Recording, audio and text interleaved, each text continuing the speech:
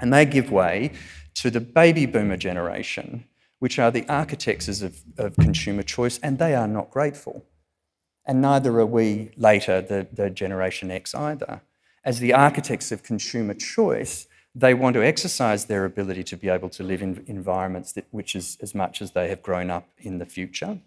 And they're less likely to be drawn to be going into villages of older people. And so the likelihood of me wanting to go into as a pull factor to hang out with a whole bunch of old people when I'm pretending not to be old myself is less. And so it's more likely to give way to push factors. And those push factors are health. And I know that this offends some people within the retirement living sector, but I think that there is still growth within the retirement living sector, but I do not think that those that provide only accommodation options are going to go in line with the growth in the number of older people coming through the system. In fact, from about 2033, our modelling indicates that it's more likely that the numbers are likely to decrease, and the ability to be able to get DMF entry contributions for people is going to lessen, and this is what we think it looks like. This maps out using all of those different metrics where we think the volume of demand will be moving forward.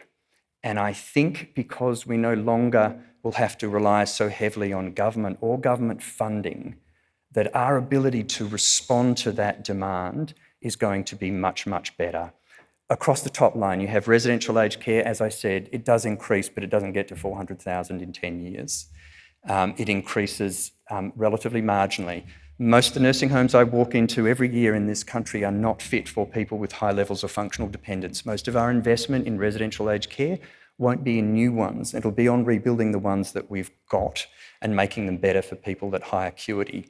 The one below that one is private aged care.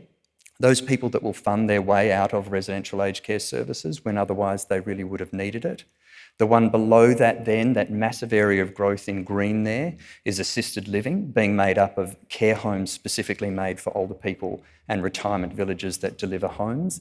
And you can see at the bottom there, independent living, those villages that do nothing, that provide accommodation solutions, decrease in size and increase in the volume of people that are in there because they have limited choice. That projection indicates that the biggest area of growth and the biggest area of service delivery is really operating on the fringes at the moment. And some of the stuff that you're going to hear about today, groups from like Odyssey and LDK are going to be talking, they have been innovating and leading the charge. They'll become mainstream in the future. And for us to be able to think about where we want to be in the future is most exciting. The last 10 years, the last year since this session in March last year, I've done more strategy work with organisations, including a number of you here today, than I'd done in the 30 years before that. We've been really constrained, as Tom said earlier, in our ability to be able to innovate, and we continue to be while we're hamstrung by all of the requirements, and we're addicted to government funding to be able to deliver services. But as that starts to change and we're paying more for stuff ourselves, I think that naturally gives way. Our biggest challenge is not trying to get across all of the compliance. It's trying to let go of it. It's trying to think what our consumers in the future would want in that future and how we can deliver against it.